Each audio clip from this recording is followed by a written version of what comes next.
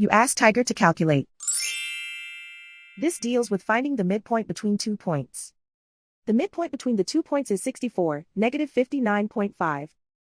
Let's solve it step by step. Plot the 2 points and calculate the midpoint using the formula. The coordinates of point 1 are, x1 equals 84, y1 equals negative 46.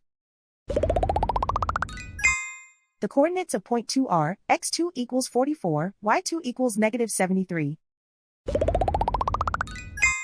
PM represents the midpoint of the 2 points.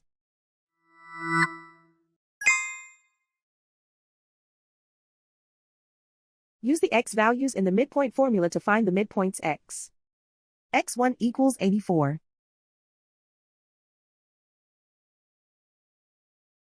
x2 equals 44.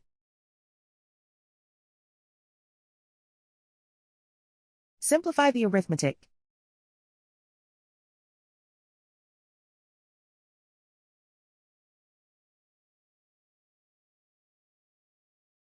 Use the y values in the midpoint formula to find the midpoints y. y1 equals negative 46. y2 equals negative 73. Simplify the arithmetic.